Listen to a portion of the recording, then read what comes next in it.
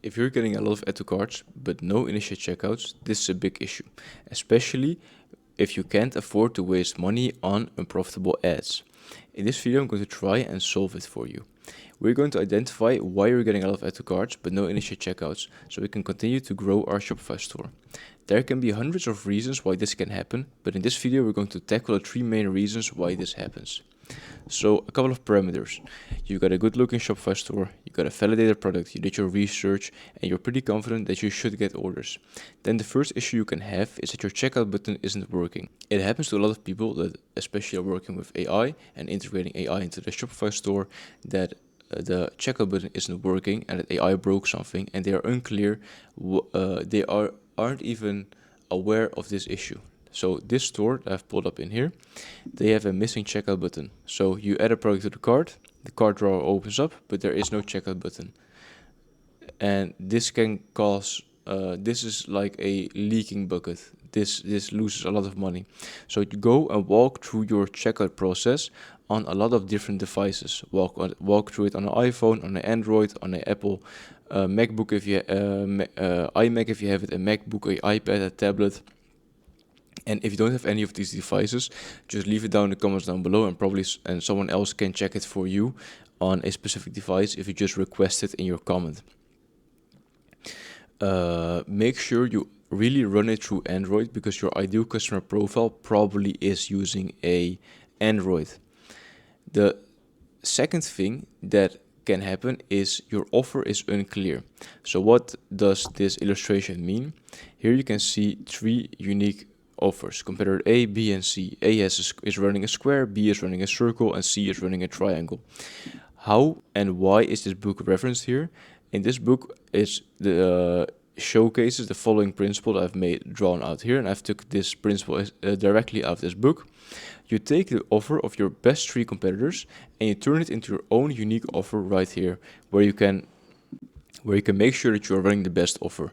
If you're unclear how to do it, if you don't know who your best competitors are, just take one competitor and directly rip his offer. It's probably better than what you currently have. Not sorry. So this can be a big problem for the lack of initiate checkouts, because people don't know what they're getting. So make sure that your offer is communicating at least these 3 things. The value, it has a clear value, it's easy to understand, and it is appealing. So use the advice I've just given here from this book and make sure that you are integrating this into your Shopify store. Last but not least, your price or your offer aren't inside of your creatives. I've taken an ad in here from Groens, where this is just a bottom of funnel ad where you can definitely see their price in there, but this is a clear example from their ads.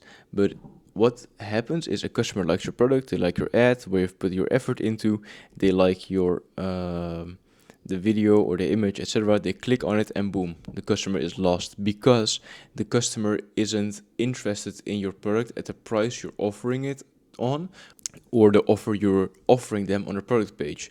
So you've done everything correctly, but then on the last bit it goes wrong. But luckily this is the easiest thing to fix, and this is the easiest thing to repair for your store.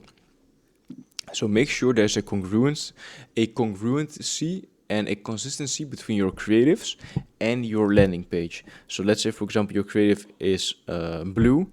Make sure your store is also blue, and make sure the theme from the blue is coming back in your emails. Make sure it's coming back in your in other ads, so you can create a consistency. You should never have a customer, when they, for example, press on your ad and they go to your store, that they hesitate, hey, did I land on the right store? Did I press the right ad? Am I not on something on another page? Did I misclick?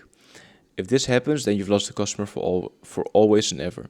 If you are somewhat restricted by the price and you can't offer a lower price to your customers, you should go and investigate your cost of goods sold and see what you can do on it. And if you're really stretched thin and you need to offer this high price, then you should always implement a email pop-up where you're able to capture their contact details, and whenever you're running a discount, let's say for example Black Friday, Cyber Monday, Christmas deals, Boxing Day deals, then you can always recapture that demand with a offer that you can send them to them through the email.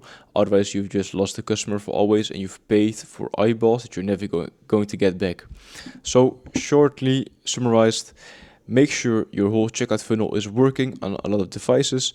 Make sure you have a clear offer that is a combination of your best three competitors. Make sure your creatives are clearly communicating your offer and pricing, and always add a email pop-up. Thank you.